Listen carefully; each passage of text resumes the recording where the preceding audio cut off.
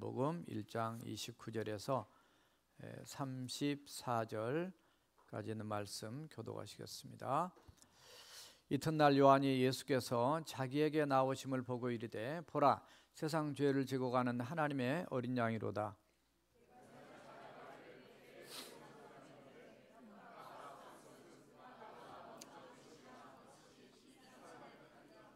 나도 그를 알지 못하였으나 내가 와서 물로 침례를 베푸는 것은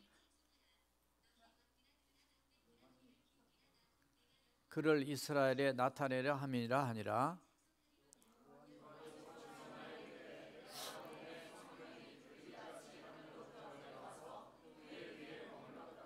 나도 그를 알지 못하였으나 나를 보내어 물로 침례를 베풀라 하시고 그가 나에게 말씀하시되 성령이 내려서 누구 위에든지 머무는 것을 보거든 그가 곧 성령으로 침례를 베푸는 이인 줄 알라 하셨기에 아멘. 침례 요한은 예수님이 태어나시기 6개월 전에 하나님의 특별한 약속 가운데서 나지르 구별된 나실인으로 이 땅에 태어나게 됩니다. 그가 영적인 훈련을 받고 그 유대 광야에 있을 때 하나님이 그를 불러서 하나님의 말씀을 주게 되죠. 그래서 마태복음 3장 2절을 보면 첫 번째 외쳤던 메시지가 회개하라 천국이 가까웠다. 굉장한 처음 말씀부터 도전적인 메시지를 선포합니다. 그런 메시지를 던지는 침례 요한을 불러다 놓고 종교 지도자들이 넌 도대체 누구냐라고 물으면서 많은 신문을 이렇게 하게 됩니다. 그때 그가 얘기했던 내용이 요한복음 1장 23절에 등장하는데 그는 이사야 40장 3절에 등장한 말씀을 사용합니다. 나는 주의 길을 곧게 하라고 부름받은 광야의 소리다. 광야에서 외치는 자의 소리다. 이렇게 얘기를 하게 되면서 자신에 대해서 분명히 알고 있고 자신을 그렇게 소개하고 있어요. 요한복음 1장에 특별히 예수님의 제자인 사도 요한은 베프티스트 존 침례 요한을 이렇게 소개하고 있어요. 요한복음 1장 6절과 7절에 보게 되면 그는 하나님께로부터 보내심을 받은 자다 이렇게 얘기합니다. 하나님께로부터 보내심을 받은 자 그는 건 요한이다. 7절에 보게 되면 그는 예수님에 대해서 증언하는 자인데 그는 빛이 아니고 빛을 증거하는 자고 그는 자기를 통해서 그를 믿게 하려고 이 땅에 온 사람이다. 그를 누구? 예수 그리스도를 믿게 하려고 이 땅에 온 사람이라는 걸 얘기하고 있어요. 그래서 이 한 번도 경험해 보지 못한 그 인생이죠. 신약에 들어와서 예수님에 대해서 이렇게 정말 이 땅에 오신 메시아를 선포한 그 일 자체가 그에게는 새로운 일입니다. 그가 이 땅에 태어난 것도 그렇고 그가 광야에 훈련받는 것도 그렇고 그가 요단강에서 예수님에게 침례를 베푼 것도 그렇고 다 새 일입니다. 예수님보다도 더 일찍 젊은 나이에 순교자로 이 땅을 떠나게 되는 것 자체도 그 인생에서는 새로운 일이에요. 그러나 그 일을 감당할 수 있도록 하나님께 그를 택하셨고 부르셨고 그를 사용하셨어요. 그가 요단강에서 회개의 침례를 베풀고 있을 때에 예수님께서 등장하시게 됩니다. 그때 예수님에 대한 증언한 내용이 오늘 본문의 내용이에요. 그래서 오늘 사실 말씀은 오늘 침례식도 있고 해서 이 침례 요한에 대한 메시지보다는 이 침례 요한이 우리에게 던져준 예수님에 대한 말씀에 포커스를 두고 오늘 말씀을 정리했습니다. 첫 번째 한번 따라서 해보십시오. 예수님은 하나님의 어린 양이다. 오늘 29절 보면 이튿날 요한이 예수께서 자기에게 나오시는 보고 이르되 보라 세상 죄를 지고 가는 하나님의 어린 양이로다. 이런 표현을 쓰게 됩니다. 특이한 표현을 쓰게 되는데요. 보라 세상 죄, 그 세상 죄라는 것은 세상 모든 사람을 얘기하는 유대인만 아니라 이방인들까지 포함한 모든 죄를 얘기하는 거예요. 그래서 예수님은 그 죄를 짊어지고 가기 위해서 오신 분인데 유대인의 죄만 아니라 우주 만물 이 땅의 모든 사람들의 죄를 짊어지고 가기 위해서 이 땅에 오신 바로 그분이다. 그런데 그분을 말할 때 어린 양이라고 말하고 있습니다. 양 중에서 어린 양, 성경에 보면 1년 안 된 양을 하나님께 드리도록 하는 말씀들이 있어요. 1년이 넘게 되면 벌써 냄새가 나게 되고 이렇게 타락하고 이렇게 뭔가 세상에 오염된 그런 분위기가 있어서 순수하고 거룩하고 깨끗하고 완전하고 순수한 이런 그 양을 의미하는 바로 예수님을 의미하는 그런 표현이라고 보겠어요. 그 양에게 바로 그 양으로, 하나님의 어린 양으로 오신 그 예수님이 이미 구약에 예언된 메시지죠. 이사야 53장 그 6절에 보게 되면 우리는 다 양 같아서, 똑같은 양은 양인데 우리는 다 양 같아서 각기 제 갈 길로 간다, 제 마음대로 사는 그런 우리의 인생이지만 여호와 하나님께서는 그에게 우리의 모든 죄를 그에게 담당시키셨다. 7절에 보면 그분은 바로 어린 양과 같다라는 표현을 하고 있어요.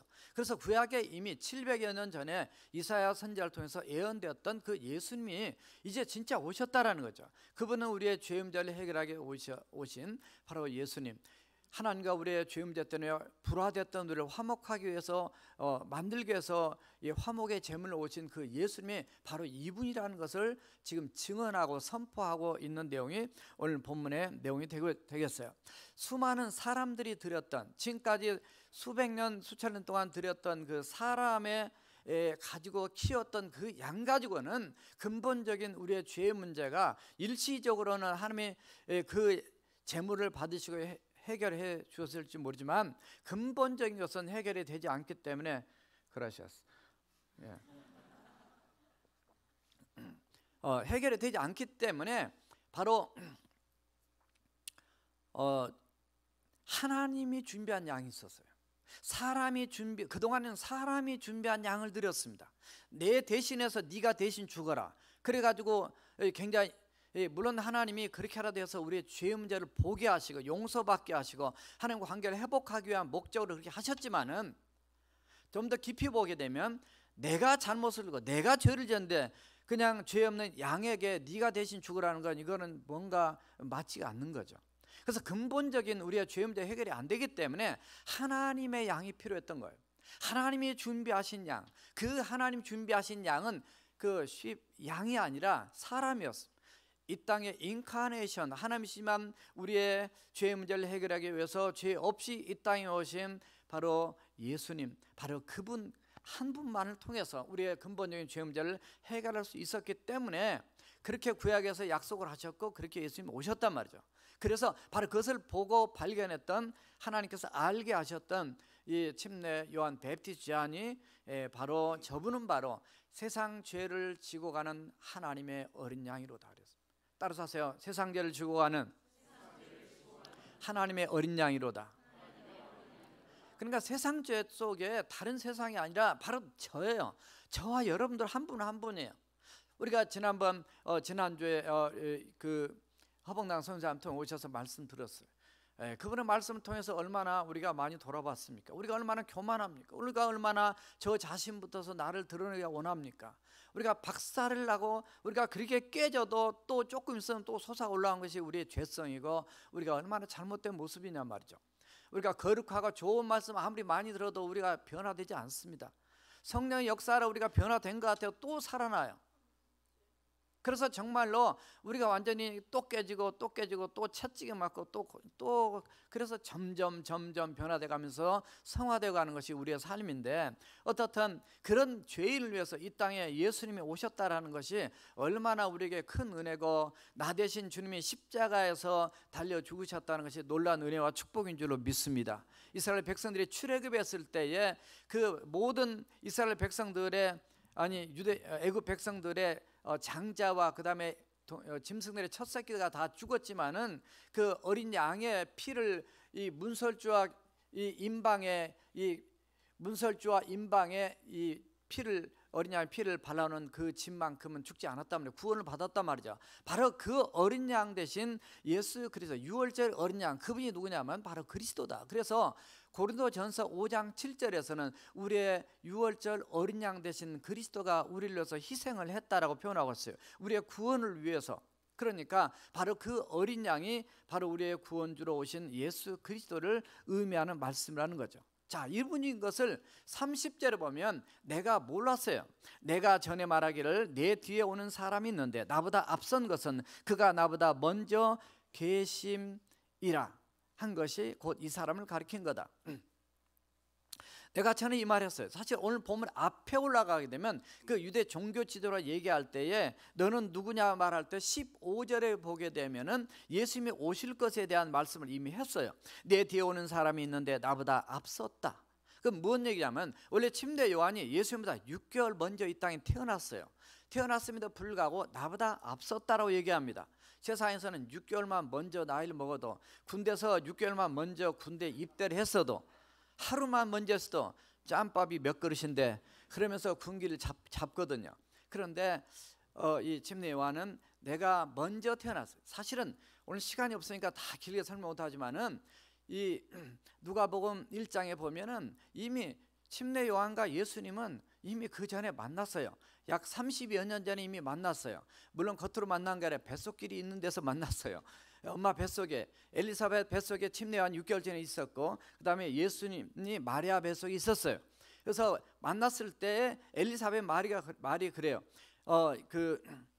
내 주의 종이 내 주를 배우니 이렇게 내가 기쁘다 하는 말씀을 내 태중에서 이렇게 뛰는 것을 표현한 내용들이 나옵니다. 물론 아직 태중이 있고 양쪽 태중이 때 눈으로 본 것도 아니고, 하지만 엄마끼리 만난 거지만 어떻든 그 전에 그런 영적인 한 번의 만남의 기회가 있었어요. 자, 그럼에도 불구하고 6개월 먼저 태어났음에도 불구하고 나보다 앞섰다, 먼저 됐다, 이렇게 말한 것은 그분이 바로 하나님이시다는 게, 인카네이션, 육신 오신 하나님이시다. 그분이 바로 영원부터 영원까지 계시는 영원하신 하나님의 아들이시고, 그로 말미암지 않고는 만물이 지어지 않는 것이 하나도 없다. 요한복음 1장 3절에 그런 표현한 것처럼 바로 그분이 창조주라는 걸 지금 얘기가 다 함축된 표현을 담고 있어요. 바로 그분이 온 인류를 위해서 이 땅에 예언대로 약속대로 오신 어린 양이다, 메시아다, 구원주다, 우리가 그렇게 기다렸던 바로 그분이라는 것을 지금 선포하고 있는 거예요. 그래서 저나 여러분들이 이미 하나님의 어린 양으로 이 땅에 오셔서 십자가에 죽으시고 부활하셔서 우리의 영원한 구원주가 되신 그분을 우리가 믿고 있지만은, 그분에 대한 다시 한번 확신과 감사와 그 은혜에 보답하고자 원하는 우리의 헌신과 결단이 사순절 기간에 더욱 우리에게 강하게 있어야 될 줄로 믿습니다. 그분은 우리의 구원만이 아니라, 영적인 죄 문제 치유만이 아니라, 우리의 마음이든 우리의 육신이든 우리의 삶의 현장이든 어떤 문제든 해결할 수 있는 능력 있는 분이시고, 우리에게 영원한 천국까지의 소망으로 우리에게 약속하신 바로 그분은 바로 하나님의 어린 양, 사람의 양이 아닌 하나님의 어린 양. 자, 두 번째 따라합시다. 예수님은 성령 침례 주실 분이다. 오늘 31절 보니까 나도 그들을 알지 못했다. 나도 모르는 것이 아니라 세상도 모르고 아무도 몰랐어요. 그러나 내가 와서 물로 침례를 베푸는 것은 그를 이스라엘에 나타내려 합니다. 이렇게 되어 있어요.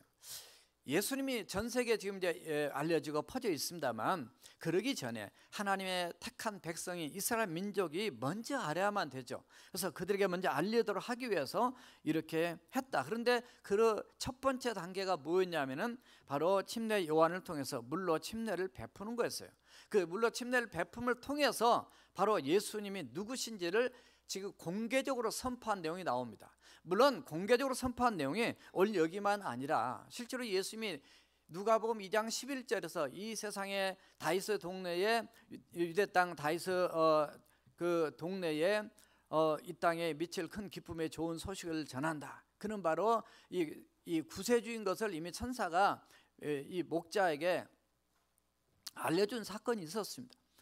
물론 예수님이 40일 돼서 예루살렘 성전에 들어가셔서 이 정결례를 행함을 받을 때, 시몬이라는 할아버지가 예수님을 안고 누가복음 2장 30절에서 32절까지 보게 되면, 내가 이제서 주의 구원을 내가 눈으로 보았다. 이분은 바로 만민을 위해서 예배한 것이요 이방을 위한 빛이요. 그러면서 예수님에 대한 이 메시지를 선포했어요. 그러나 그거는 일부 지역적이고 일부 소수의 사람에게만 이렇게 듣게 됐는데, 지금 여기에서는 요단강 침례받은 곳에 가보니까 거기에 공개적으로 이미 많은 사람들이 마태복음 3장에 보면 와서 회개 침례를 받고 있는 상황이었기 때문에, 그때 바로 예수님을 공개적으로 예수님은 이 땅에 오신 구세주 하나님의 어린 양인 것을 선포했을 때, 유대 민족들은 그 말이 무슨 말인지 알았어요. 자, 그런데 오늘 여기에 두 번째 보면 예수님은 물로 침례를 준 분이 아니라 성령으로 침례를 준 분이라는 특이한 표현을 쓰고 있습니다.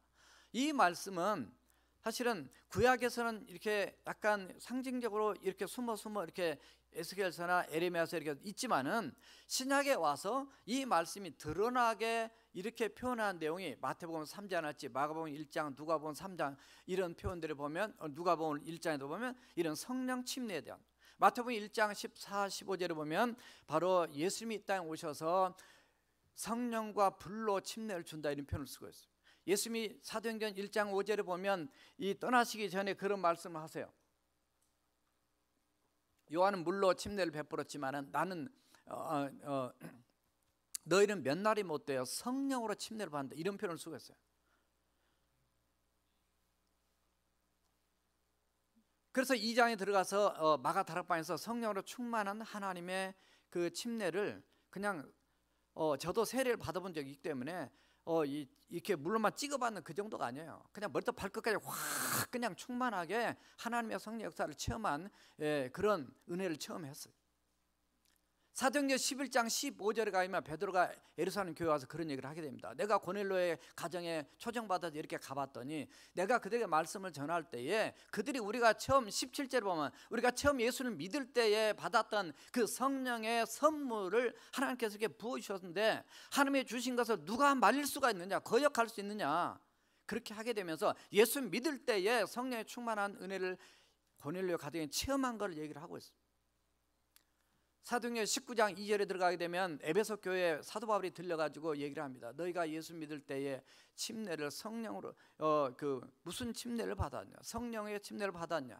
그러니까 우리는 요한의 침례만 알지만 성령은 모릅니다. 들어보지도 못했습니다. 얘기하죠. 그들에게 바로 그 성령 침례 주신 분이 누구냐면 예수님이다. 그러니까 너희도 예수님을 믿어야 된다. 그래서 예수님을 복음을 전하고 그들에게 안수하니까 그들에게 성령이 임하게 되면서 그들이 방언다고 예언다고 하나님을 높였다는 이런 표현이 나오게 됩니다. 우리가 물 침례만이 아니라 성령 침례, 물론 이 신학적으로 이 성령 침례가 우리가 예수님을 믿을 때에 우리에게 성령 임하는 것을 성령 침례로 개혁신학에서 얘기를 합니다. 그러나 그냥 머리로만 그렇게 가지는 안 되고요, 그냥 지식으로만 안 돼요. 신앙생활에 정말 우리가 나 자신의 죄를 회개하고 예수 그리스도 내 구세주와 주님을 믿고 주님 앞에 온전히 엎드려 나갔을 때 회개의 영이 임하게 되고 하나님의 성령의 강권적인 강력한 역사가 이겨내면서 내가 진짜 죄인이고 예수님이 진짜 주님이시고 이거를 체험하고 깨달아지면서 내가 인격적으로 주님을 그렇게 경험했을 때에 온전히 하나님의 사람을 이렇게 변화되는 것을 경험하게 됩니다. 저나 여러분들은 이미 저도 그런 경험을 15살 때 했어요. 물론 경험을 했다고 그것이 완전한 건 아닙니다. 경험을 했건 시작에 불과하는 것이죠. 그런데 오늘 이제 침례 요한을 통해서 예수님에게 먼저 물 침례를 주게 돼요. 물 침례 아무나 줍니까? 예수님이 맞다고 감히 어떻게 인간이 하나님을 침례를 줄 수 있어요? 말도 안 되는 거죠. 하나님께서 침례 요한을 통해서 예수님께 그렇게 주도록 했어요. 마태복음 3장 13절 이하에 보면, 특별히 14절에 보면 아니 어떻게 제가 당신에게 침례를 받았는데 당신이 내게 침례를 받으려 하십니까? 아니다. 네가 이렇게 해야만 네가 나의 침례를 주어야만이 하나님의 뜻을, 하나님의 의를 이루는 것이다. 왜냐하면 예수님은 거기까지 낮아지셨어요. 예수님은 우리의 십자가에서 죽기까지 거기에만 낮아지는 예수님이 아니라 이미 이 땅에 오셔서 죄인들이 회개하고 받아들일 그 침례받는 그 자리까지 낮아지셨어요. 그때 이미 온 인류의 죄를 그때도 주님은 이 땅에 다 한 몸에 안으시고 이미 그때부터 내가 죄인의 그 자리에 낮아졌어요. 죄는 없지만은 다른 사람의 온 인류의 죄를 대신 가지고 그 자리에 들어가신 거예요. 이게 바로 미래 대속 사역을 위해서 준비하는 과정입니다. 그래서 우리가 그 나를 위해서 십자가에 죽으시고 침례받으시고 죽으시고 다시 부활하신 그 주님을 믿기 때문에 우리에게 요구하는 것이 마태복음 28장 19절에서 너희는 가서 모든 족속으로 제자를 삼아 아버지와 아들과 성령의 이름으로 침례를 주고 그랬단 말이죠. 그래서 우리가 예수님도 친히 받으셨고 예수님 친히 받으라고 명령한 이 베프티즘에 대해서 우리가 순종하고 예수를 믿는다면 당연히 그렇게 해야 돼요. 그래서 로마서 6장 4절 이하에 보면 이렇게 표현하고 있습니다. 그러므로 우리가 그의 죽으심과 합하여 침례를 받음으로 그와 함께 장사되었다 이렇게 되었어요. 물속에 들어가는 게 죽는 겁니다. 장사되는 것이, 죽는 것이. 이는 아버지의 영광으로 말미암아 그리스도를 죽은 자 가운데서 살리신 것 같이 그리스도를 다시 부활시킨 것과 마찬가지로 우리로 새 생명 가운데 행하게 하려 합니다라고 표현하고 있습니다. 그러므로 저와 여러분들이 이미 침례나 세례 받으신 분들이 있지만 영적인 의미는 같죠. 그렇게 들어왔습니다. 저도 유아 세례 받았어요. 세례 받은 걸 제가 어렸을 때 많이 봤습니다. 그러나 저도 이것 때문에 거부감이 많이 있었어요. 침례, 세례. 저는 장로교 목사 아들이니까 세례하면 됐지 무슨 침례까지. 제가 언어를 공부하고 이 성경의 내용들을 이렇게 보면서요, 정말 하나님의 말씀대로 나도 침례를 한번 받아봐야겠다. 내가 진짜 죽어야 돼. 그렇다고 죽는 것도 아니지만 그래도 한번 내가 말씀대로 한번 해봐야 되겠다. 그렇게 해서 침례를 제가 이 공중 목욕탕에 개척교회에서 공중 목욕탕에 가서 이 침례 받은 얘기는 여러분들 다 거의 다 아실 거예요. 공중 목욕탕 물 받아가지고 받고 이제 800원 줬기 때문에 본전 찾으려고 이제 거기 둘이 청년 회장하고 저하고 둘이 남아서 떼벗기고 있는데 어떤 청년 들어가지고 당신들 누구냐 그래서 지금 우리는 죄악의 때를 벗기고 있습니다. 물론 죄악은 우리 예수님의 십자가의 보혈로 이미 해결을 받았고 그래서 그 구원의 은혜에 감사해서 침례를 다시 또 받게 되고 그 청년은 우리 교회 와서 예수 믿었기 때문에 갔는데 영업시간 끝났다고 나가라 그래가지고 할 수 없이 다시 쫓겨난 그런 경험이 있습니다. 어쨌든 물이 없으니까 그래도 그렇게라도 해서 내가 정말 죽어야 되었다. 여러분 선교지라든가 여러분 저 소련에 핍박하는 그런 곳이라든가 얼음을 깨고 새벽 1시에 올라가서 그 호수에 얼음을 깨고 들어가서 침례받은 소련의 기독교인들의 핍박사를 읽어보면 우리가 감동하지 않을 수, 우리가 너무나 교만해. 우리가 뭐 이렇게 잘났는지 몰라. 별것도 아니고 죄는 수없이 많이 지면서도 정말 예수님이 친히 받으셨어요. 여러분 침례받는데 한번 성지순례 가보세요. 전 세계에서 와서 침례복 입고 물속에 들어가 침례를 받아요. 한번 다시 죽겠다는 거죠. 제가 늘 말씀드리면 하영교 목사님 돌아가시 전에 만났는데 그러시더라고요. 침례교 목사라니까 목사님 침례 물속에 한 번만 집어넣지 말고 한 3번 집어넣었다 빼십시오. 완전히 죽여주세요 그러더라고요. 내가 죽여줍니까? 그 정도로 우리가 예수 믿으면 우리가 변화돼야 되는데 새 생명 가운데 다시 태어나야 되는데 그러지 못한 우리 인생의 이 참 안타까운 모습을 이렇게 말씀한 걸 기억이 납니다. 예수님도 침례 받고 올라오실 때 마태복음 3장 16절과 17절에서 이렇게 표현합니다. 예수께서 침례를 받으시고 물에서 올라오실 때 하늘이 열리고 하나님의 성령이 비둘기같이 내려 자기 위에 임하신 것을 보시더니 하늘로부터 소리가 있어 말씀하시되 이는 내 사랑하는 아들이요 내 기뻐하는 자다. 예수님도 이건 뭐냐면 하나님의 순종의 여정이거든요. 순종의 여정이에요. 예수님이 십자가에 죽으신만이 예수님이 순종하신 게 아니에요. 예수님 삶 자체가 이미 여기 침례 받은 것도 순종의 여정이고요.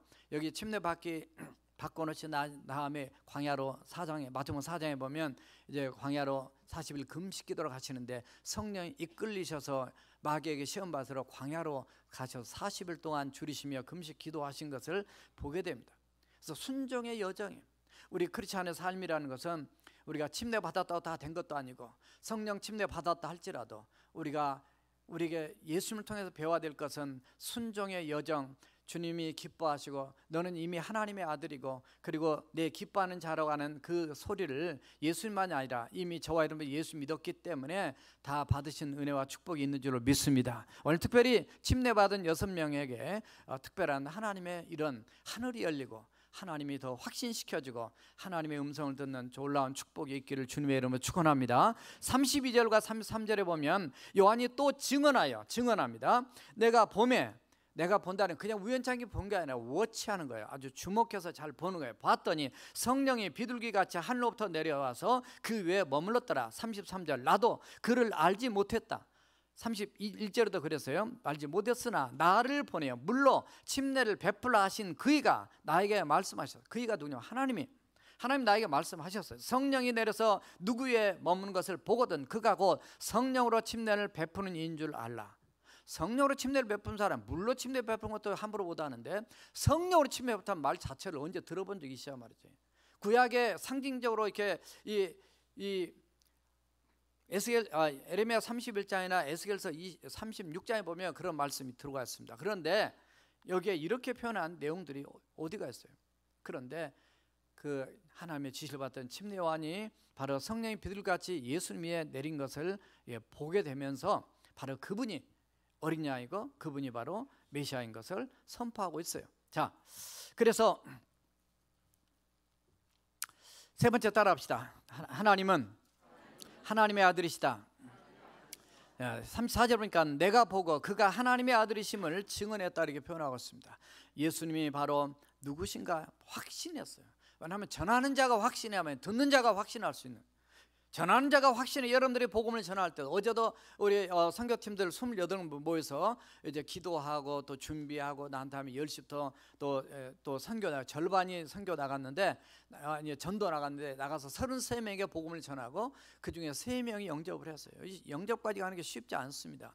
그러나 지금 매달 열심히 이렇게 전도하고 있는 우리 그 선교팀들의 모습에 참 하나님의 놀라운 은혜가, 또 그들만이 아니라 우리 교회 공동체가 지금까지 2007년부터 다민족 전도를 해왔기 때문에 하나님의 우리 교회를 사랑하시는 그 은혜가 앞으로도 계속 넘칠 줄로 믿습니다. 침례 요한은 예수님 누구신지 직접 보았어요. 내가 보았다. 내가 보고, 그래서 그가 내린 결론은 예수님이 하나님의 아들이시다. 아들이 아는 데서 끝나는 것이 아니라 중요한 얘기가 하나, 아들이심을 증언했다라고 얘기합니다. 내가 그분을 알리고 그리스도인 증이 된 거예요. 많은 사람들이 예수님이 하나님의 아들 메시아임을 알지 못했지만 침례 요한은 그분이 성령이 임하는 모습을 보고 하나님의 아들이심을 알아보고 메시아로 증언했다는 거예요. 이제 우리는 다 압니다. 이거 다 알아요. 예수님이 어린 양인 것도 알고, 예수님이 우리에게 그 성령과 불로 침례해 주고, 그래서 성령 받을 때 저도 성령 받을 체험하니까 성령은 뜨거운 영이더라고요. 불의 영이에요. 그냥 확 그냥 뜨거운 영. 우리 허성희 사람도 그냥 그 경험한 얘기 들어보면, 우리 어머니 들어봐도 확 그러고, 또 많은 우리 성도들이 성령 체험할 때 이 경험한 것도 이 뜨거운 불의 영이에요. 그래서 때로는 이 아픈 사람들이 몸이 아팠다가 치유받는 사건 얘기 들어보면 몸이 불덩이처럼 이렇게 돼가지고 그냥 암이 다 타버려서 나는 그런 얘기를 듣게 되면, 그때 어떤 그 의학자의 글을 보니까 그때 우리 몸에 온다가 순간적으로 한 50도 정도 올라가기 때문에 암 세포가 다 타버렸다, 뭐 그런 얘기도 하더라고요. 뭐 그건 성경 없는 얘기지만 어떻든 간에 이 하나님의 영은 뜨거운 영이에요. 차가운 영이 아니에요. 정말 뜨겁게 하나님을 사랑하고 뜨겁게 주님을 믿고 나가는 저와 여러분 되시기를 주님의 이름으로 부탁드립니다. 우리 함께 통성으로 기도하시겠습니다. 하나님의 어린 양 되신 우리 주님이 우리를 오셔 희생하시고 죽으셨습니다. 그분은 우리에게 물로 침례를 친히 받으시고 받으라고 명령하신 뿐만 아니라 바로 우리의 성령으로 침례를 받도록 우리에게 성령을 하나님으로부터 받아가지고 우리에게 주신 사도행전 2장 33절의 말씀처럼 그렇게 부어주신 바로 그런 분이에요. 예수님은 하나님의 아들이시고 메시아 되신 그분을 믿고 나가는 우리가 이제는 확신하고 이제 그분을 또 증거하고 또 자랑하며 많은 영혼을 주께 이끌 수 있는 우리가 되게 해달라고 기도하시고, 두 번째로는 오늘 침례받은 그 6명의 영혼들을 하나님 손에 여러분 올리시고 주께서 축복해 달라고 우리 함께 통성으로 기도하시겠습니다. 살아계신 여호와 우리 하나님 아버지 감사합니다. 주께서 오늘도 저희들을 사랑하시고 주 안에서 아버지 하나님 우리를 새롭게 하시사 아바 하나님의 거룩하신 하나님의 어린 양을 이 땅에 보여주심으로 하나님 우리가 구원받아 하나님의 거룩한 자녀 되게 하시며 성령으로 침례받은 하나님의 거룩한 종들 되게 하심을 감사합니다. 하나님의 풍성한 은혜로 이제 우리가 하나님의 아들 자녀가 되었사오니 이 주님을 믿고 믿음 안에서 온전히 걸어가는 하나님의 거룩한 종들이 다 될 수 있도록 주여 축복하여 주옵소서. 살아계신 예수님의 기도.